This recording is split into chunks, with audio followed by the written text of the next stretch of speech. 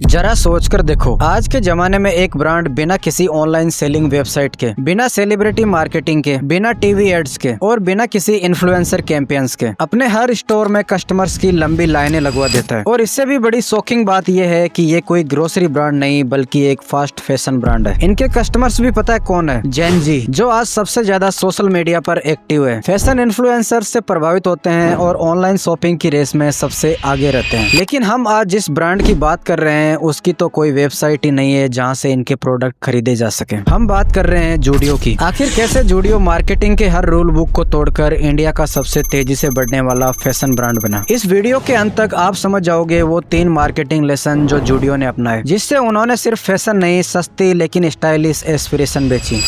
जूडियो की कहानी शुरू होती है 2016 में, जब टाटा ग्रुप के ट्रेंड लिमिटेड को ये महसूस हुआ कि भारत का फैशन मार्केट 2 एक्सट्रीम्स में बटा हुआ है। एक तरफ जारा और H&M जैसे प्रीमियम ब्रांड और दूसरी तरफ लोकल कपड़ों की दुकानें। बीच में खाली जगह थी, अफोर्डेबल लेकिन स्टाइलिश फैशन की, और वही गैप भरने आया जूडियो। अब दिलचस्प बात यह है कि टाटा के पास पहले से वेस्ट साइड था, तो सवाल उठा एक और फैशन ब्रांड लॉन्च करने की क्या जरूरत थी? जवाब आसान है, वेस्ट साइड मिडिल क्लास के लिए एस्पिरेशनल था, लेकिन जूडियो बना असल मिडिल क्लास इंडिया के लिए। एक स्टाइलिश टी शर्ट 250 रुपए में, एक जींस 800 रुपए में, और देखने में इम्पोर्टेंट ब्रांड जैसी क्वालिटी। मतलब जारा की वाइब लेकिन बजट लोकल बाजार वाला। और यहीं से जूडियो का कॉन्सेप्ट बना, premium look, pocket friendly price. लेकिन ये तो एक नॉर्मल सी स्ट्रेटेजी लगती है, तो फिर जूडियो ने रूल्स कैसे तोड़े? अब कहानी यहीं से ट्विस्ट लेती है। जूडियो ने मार्केटिंग की दुनिया में वो काम किए जो किताबों में गलत माने जाते हैं। किताबी रूल कहता है ब्रांड को ग्रो करने के लिए एडवर्टाइजिंग जरूरी होती है। जूडियो ने कहा नहीं, हम उल्टा करेंगे। ना कोई टीवी एड, ना कोई इन्फ्लुएंसर मार्केटिंग, ना होर्डिंग्स और ना ही कोई ब्रांड एम्बेसडर। बस एक फॉर्मूला, वर्ड ऑफ माउथ। उनका लॉजिक साफ था, अगर प्रोडक्ट अच्छा है और प्राइस अनबिलीवेबल है तो लोग खुद बताएंगे। और हुआ भी वही। उनका हर कस्टमर बन गया ब्रांड का अनपेड एम्बेसडर। सोचिए, जब 299 में टी शर्ट मिले जो 990 जैसी दिखती है तो इंस्टा स्टोरी तो बनती है ना। किताबी रूल कहता है स्टोर जितना फैंसी होगा उतना प्रीमियम फील आएगी। जूडियो ने कहा नहीं, हम सिंपल रखेंगे। उनके स्टोर्स मिनिमल है, ना तेज म्यूजिक, ना ओवर डेकोरेशन और ना लग्जरी लाइटिंग्स। बस क्लीन रैक्स, ब्राइट लाइट्स और बड़ा सा जूडियो का बोर्ड। इससे हुआ ये कि कॉस्ट कम और एक्सपेंशन बहुत तेज। कुछ ही सालों में जूडियो के 500 प्लस स्टोर्स पूरे भारत में खुल गए। लेकिन असली मास्टर स्ट्रोक तो अब आने वाला है, जिसने जूडियो को बनाया यूथ का फैशन मैग्नेट। अगर आपने ध्यान दिया हो तो जूडियो के स्टोर में हर हफ्ते नए डिजाइन आते हैं, और अगर आपने आज कुछ देखा और सोचा कल खरीद लूंगा, तो अगले दिन वो आइटम गायब। ये सब एक प्लान के तहत किया गया है, और इसे कहते हैं स्केरसिटी मार्केटिंग। ग्राहक के दिमाग में ऑटोमेटिकली एक ट्रिगर लगता है, अगर आज नहीं लिया तो कल मिस कर दूंगा। यानी जूडियो ने FOMO, fear of missing out को अपना हथियार बना लिया। लोग बार बार आते हैं देखने कि नया क्या आया। इंस्टाग्राम, ट्विटर, फेसबुक और रेडिट पर लोग मेम्स और रील्स बनाकर जूडियो का फ्री में प्रमोशन करने लगे। आज जूडियो के भारत में 500 प्लस स्टोर है और हर साल 100 से ज्यादा नए स्टोर खुल रहे हैं। इंडस्ट्री एक्सपर्ट्स कहते हैं ये ग्रोथ रेट किसी FMCG स्टार्टअप को भी पीछे छोड़ती है। और सबसे दिलचस्प बात, जूडियो अब हर टायर 2, टायर 3 शहर में जा रहा है। अब फैशन सिर्फ मेट्रो सिटीज तक ही सीमित नहीं, भारत के हर शहर में जूडियो कल्चर फैल रहा है। लेकिन इस सफलता के पीछे एक और छिपा फैक्टर था, ऑपरेशनल एफिशिएंसी। जब हर ब्रांड ऑनलाइन शिफ्ट हो रहा था, जूडियो ने सिर्फ ऑफलाइन स्टोर्स पर जोर दिया। उन्होंने लागत, लॉजिस्टिक और इन्वेंट्री कंट्रोल इतना इफेक्टिव रखा कि मार्जिन सही रहे और कीमतें कम रखी जा सके। सोचो, आज के ब्रांड इंस्टाग्राम पर एक रील पोस्ट करने से पहले 10 मीटिंग करते हैं, और जूडियो ने कहा भाई स्टोर खोल दो, बस बात खत्म। और यही उनकी सबसे बड़ी ताकत बन गई, वर्ड ऑफ माउथ। लेकिन अब सवाल यह है, क्या जूडियो का ये फॉर्मूला हमेशा काम करेगा? जब H&M और रिलायंस ट्रेड तेजी से फैल रहे हैं तो क्या ये नो मार्केटिंग स्ट्रेटेजी टिक पाएगी? इसका जवाब अभी सिर्फ समय ही देगा। लेकिन एक बात साफ है, जूडियो ने साबित कर दिया मार्केटिंग के लिए एड्स नहीं, अंडरस्टैंडिंग चाहिए। तो दोस्तों, ये थी जूडियो की मार्केटिंग केस स्टडी, जहां रूल्स तोड़ना ही बिगेस्ट रूल बन गया। अगर आपको ये कहानी पसंद आई तो मैं रिकमेंड करूंगा आप नेक्स्ट ये वीडियो देखें। इसमें आप समझेंगे कैसे क्रिकेट सिर्फ खेल नहीं बल्कि $1 बिलियन